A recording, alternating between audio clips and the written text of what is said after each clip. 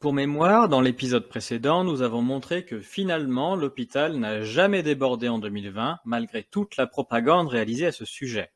Le rapport de l'ATIH, spécifique à la gestion de la crise Covid-19 par l'hôpital, a montré que les patients Covid-19 ont seulement représenté 2% des patients passés à l'hôpital, ce qui est insignifiant. Le rapport de l'ATIH sur les hospitalisations toutes causes confondues nous a montré que l'hôpital français était en sous-régime pendant toute l'année 2020, avec 10% de séjours en moins par rapport aux années précédentes. Nous avons pu voir également que, même au plus fort des crises, le nombre de patients Covid-19 n'a représenté au maximum que 3,7% d'une activité normale. Enfin, nous avons vu que la région qui a connu la plus forte proportion de séjours Covid-19 en 2020 est l'Île-de-France, avec seulement 2,2% de séjours Covid-19. Ainsi, l'hôpital français n'a jamais débordé en 2020, il a même fonctionné en sous-régime et donc abandonné de nombreux patients du fait des différentes mesures mises en place. La Covid-19 n'a pas eu d'impact visible sur les hospitalisations, ni sur l'ensemble de l'année, ni pendant les crises.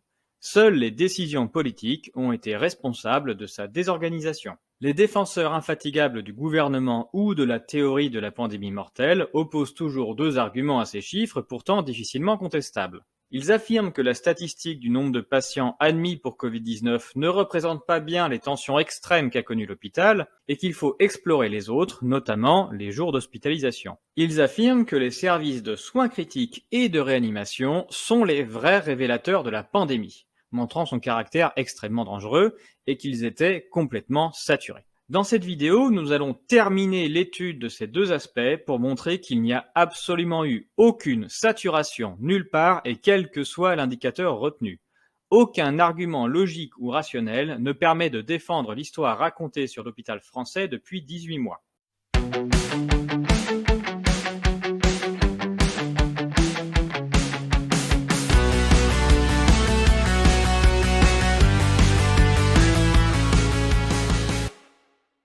Les défenseurs de la théorie de la pandémie mortelle rétorquent que les patients Covid-19 sont restés plus longtemps que les autres patients, 18 jours en moyenne contre 8 jours pour ceux hospitalisés pour grippe en 2019. Nous devons donc comparer le nombre de jours passés à l'hôpital en médecine, chirurgie obstétrique et odontologie, MCO, par les patients Covid-19, ils sont 2 489 030, au nombre de jours total d'hospitalisation MCO, 69 millions. Les jours d'hospitalisation de patients Covid-19 ont donc représenté 3,6% des journées d'hospitalisation sur l'année.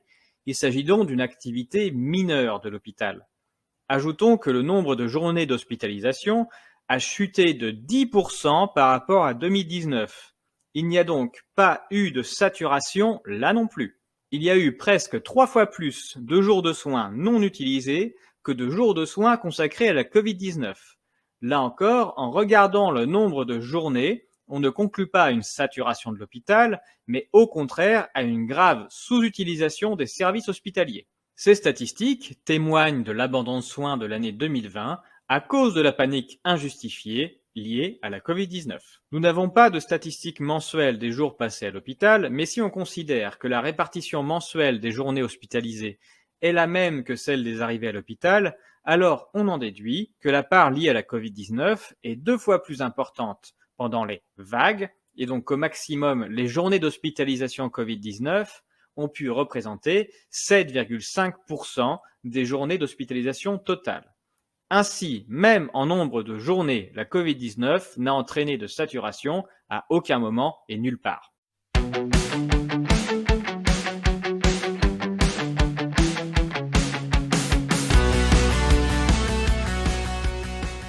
Le dernier argument médiatique concernant l'hôpital est la saturation des services de soins critiques et parmi ceux-ci, les services de réanimation. Le rapport de l'ATIH sur la Covid-19 nous informe que 45 732 patients ont été admis en soins critiques pour Covid-19 avec 645 328 jours d'hospitalisation. Les soins critiques se composent dans l'ordre de gravité de l'état du patient, des services de soins continus, des services de soins intensifs et des services de réanimation. Les patients admis en soins critiques pour Covid-19 ont représenté 5% des patients en soins critiques en 2020 et 8% des jours de soins critiques.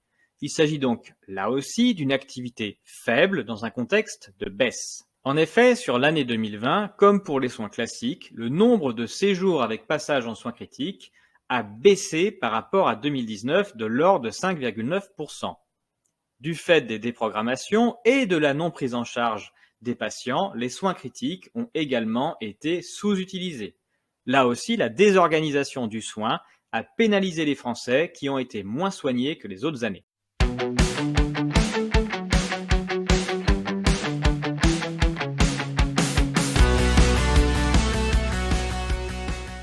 La seule statistique qui a augmenté en 2020 concernant l'hôpital est celle du nombre de patients et de journées en service de réanimation. Tout le reste a baissé, y compris le reste des soins critiques. Cette augmentation est de 2,9% sur l'année par rapport à 2019 concernant les séjours.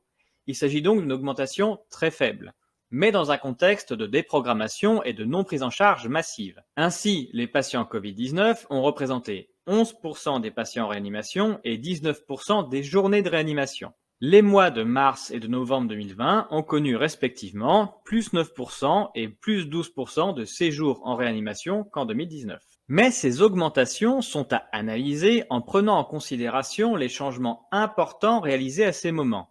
Le rapport de la Cour des comptes sur les soins critiques nous éclaire sur la situation réelle de ces services tout au long de l'année 2020. On peut lire, à compter de la mi-mars 2020 toutefois, une transformation très rapide et à large échelle de lits de soins critiques et la création ex nihilo d'unités de réanimation éphémères ont fait passer le nombre de lits installés de 5080 en mars à 10 133 le 15 mai, avant de redescendre à 8 320 lits le 15 juin 2020. Ainsi, les mêmes lits et personnels considérés en 2019 comme s'occupant de soins continus ont été considérés comme s'occupant de lits de réanimation en 2020, avec des patients Covid-19. Il est donc tout à fait normal d'observer une chute de l'utilisation des lits de soins continus et une augmentation de l'utilisation de lits de réanimation, puisqu'il y a eu un transfert entre les deux. Ainsi, le nombre de jours d'utilisation de lits de réanimation a augmenté de 10,5% en 2020 par rapport à 2019, mais cette hausse est plus que compensée par la baisse d'utilisation des lits de service de soins continus. Il y a donc un transfert qui masque une sous-utilisation des capacités. Il y a une confusion entretenue médiatiquement entre le fait d'avoir une réelle saturation des capacités de réanimation et le fait d'avoir des chiffres de réanimation qui augmentent juste parce que des lits de soins continus ont été requalifiés en réanimation. Au bilan, il y a juste un jeu d'écriture entre les différents services de soins critiques. Nous avons constaté précédemment qu'ils ont été largement sous-utilisés. D'après la Cour des comptes, il y avait 5080 lits de réanimation au début du mois de mars 2020. Leur nombre a été doublé, principalement en changeant de catégorie des soins continus. Cependant, l'utilisation réelle de ces lits n'a augmenté que de 10%. Cela signifie nécessairement que les capacités ont été bien trop agrandies par rapport aux besoins réels. Et donc une partie conséquente de ces lits est en fait restée vide.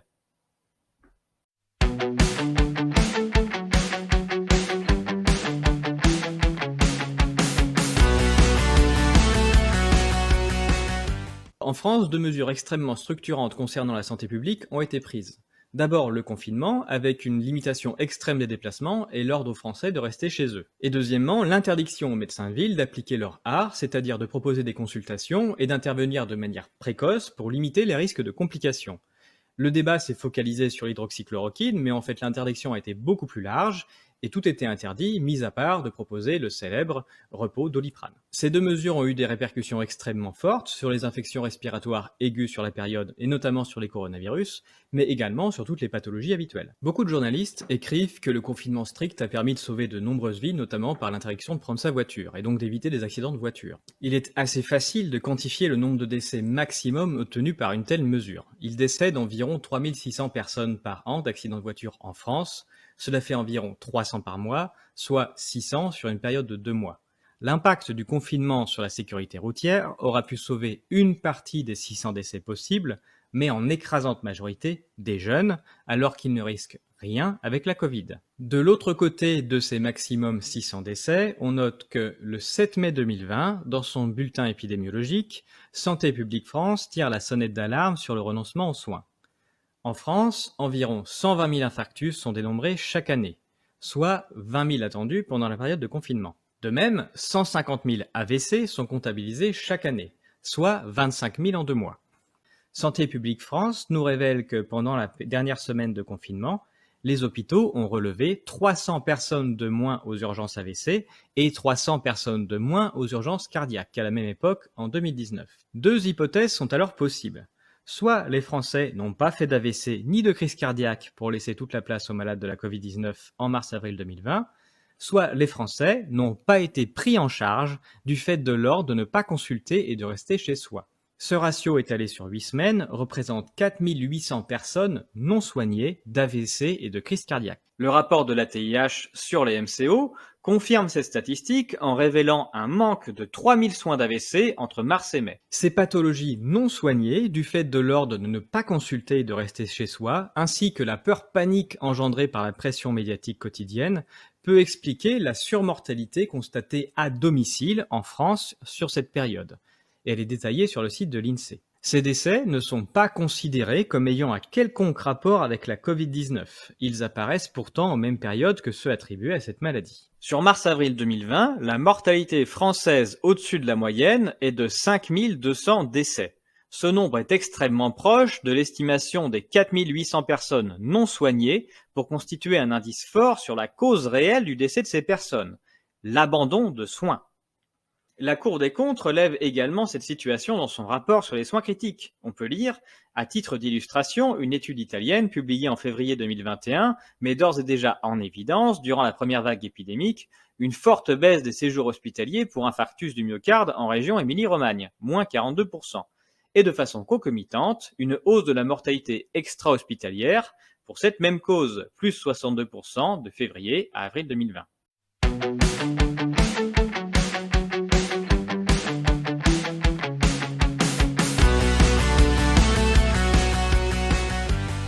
La période de mars-avril 2020 est en effet extrêmement particulière dans toute l'histoire du soin, car il s'agit de la première fois que l'on demande à des malades de ne pas consulter de généraliste, en particulier si le patient souffre d'une infection respiratoire. Cet ordre a entraîné un comportement de la population complètement inédit, dont on peut voir les effets sur les statistiques d'achat de médicaments en pharmacie de la base des données Medicam. Ce graphique représente la base remboursable de tous les médicaments vendus par les pharmacies en France chaque mois. Le mois de mars 2020 a connu une hausse de 13% des ventes de médicaments par rapport à la moyenne 2017-2019, représentant le provisionnement des Français à la suite de l'annonce du confinement généralisé. Le mois d'avril et mai 2020 présentent au contraire des baisses de 15% et 14% par rapport à la moyenne. Ces baisses sont le reflet de la non-prescription par les médecins à la suite de l'ordre de ne pas consulter. Cette chute est cependant bien plus forte concernant les traitements habituels prescrits dans le cas des infections respiratoires aiguës. En particulier, les antibiotiques permettant d'éviter les surinfections ont connu une chute sans précédent. En mars, le provisionnement n'a pas existé et le total d'antibiotiques vendus est inférieur de 1% à la moyenne 2017-2019. En avril et mai, les chutes de vente furent respectivement de 40% et 47%. Depuis cette période, la vente d'antibiotiques est restée à des niveaux extrêmement bas, reflet du choix de ne pas proposer ce traitement en cas de Covid-19. Ce choix de ne pas laisser les médecins de ville proposer de traitement dans le cadre d'une infection respiratoire aiguë pendant les mois de mars et d'avril 2020 a entraîné une dégradation sans précédent de l'état de santé des patients. La non-prescription d'antibiotiques aura permis aux bactéries de proliférer chez les patients âgés et affaiblis. Ainsi, à partir de fin mars, de nombreux Français dont l'état de santé s'est dégradé à leur domicile affluent dans les services hospitaliers. Les coronavirus, comme la Covid-19, ont pu entraîner des lésions dans l'appareil respiratoire, empêchant les patients de respirer. Ces lésions sont également des portes ouvertes aux surinfections bactériennes. De nombreux patients sont décédés non pas à cause du caractère exceptionnel de la maladie, mais à cause du caractère exceptionnel de la situation. Pas de prise en charge précoce et pas de traitement antibiotique.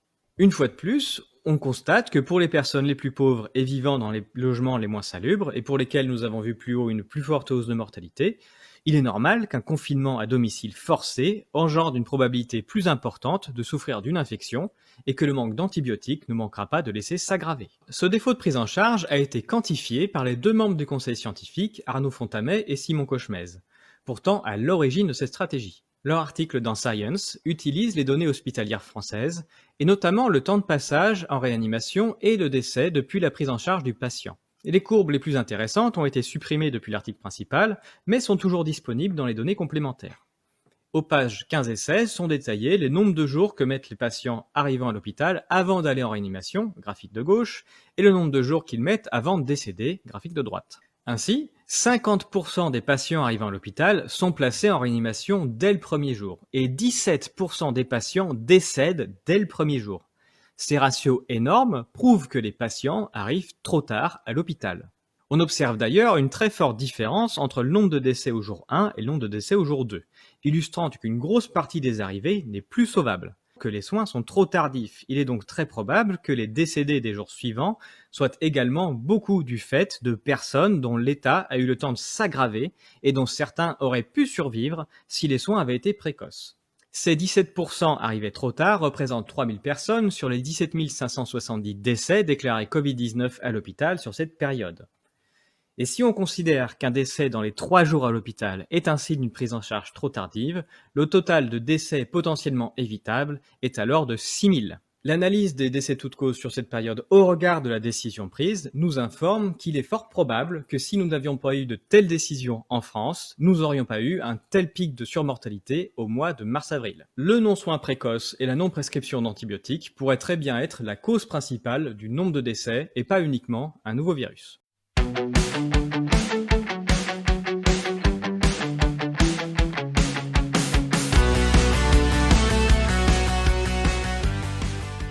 La surmortalité hospitalière se mesure en calculant le surplus de mortalité sur la période aux statistiques habituelles. Les hôpitaux ont commencé à remonter des décès Covid-19 à partir du 18 mars 2020. On les observe sur la courbe orange.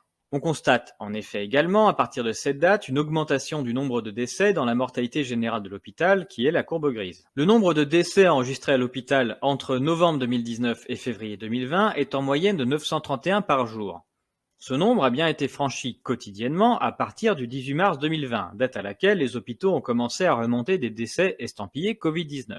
Et jusqu'au 18 avril 2020, avec un maximum à 1345 le 31 mars 2020. Durant cette période, entre le 18 mars 2020 et le 18 avril 2020, le nombre de décès à l'hôpital est passé en moyenne à 1150 par jour.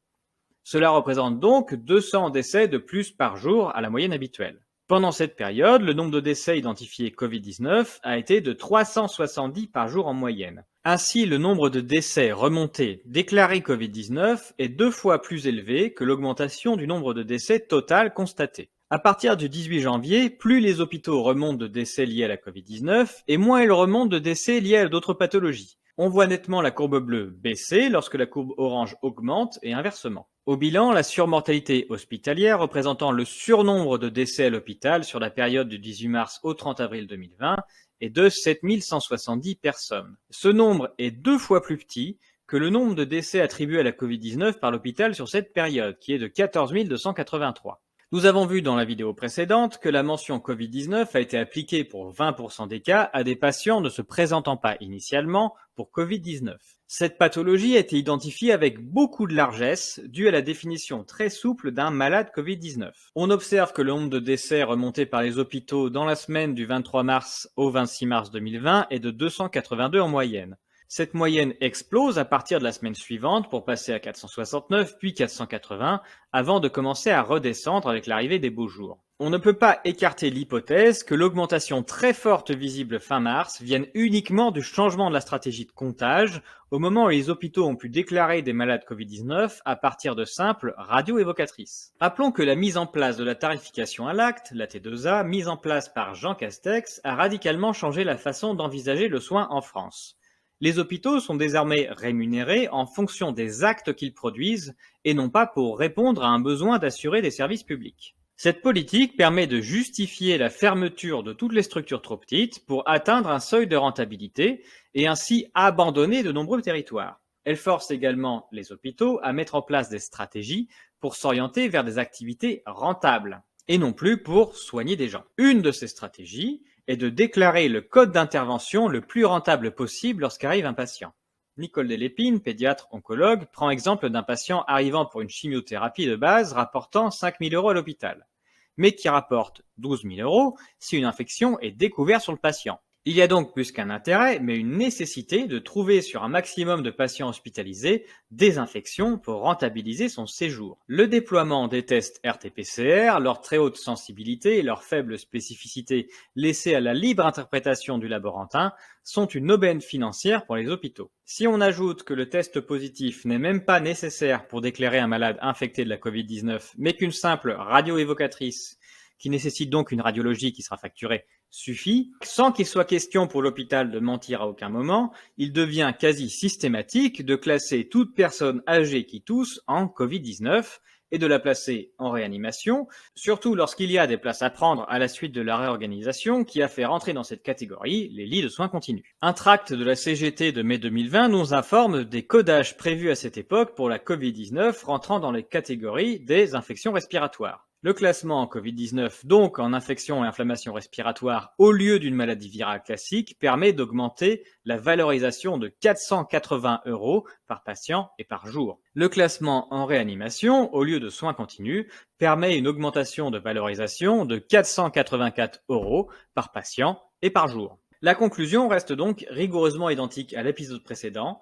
Nous pouvons dire que nous avons montré dans de nombreux articles et vidéos que la mortalité sur l'année 2020 ne peut en aucun cas être attribuable à la seule Covid-19 et est bien trop faible pour justifier la moindre mesure coercitive. Grâce à l'ATIH, nous savons dorénavant qu'il en est de même pour les hospitalisations et donc les réanimations. Le catastrophisme médiatique est toujours une mise en scène justifiant la répression. Toutes ces statistiques proposées par l'ATIH ne font que nous confirmer que nous faisons depuis 2 ans face à des choix idéologiques, politiques ou financiers de la part des décideurs et qui n'ont rien à voir avec la santé des Français.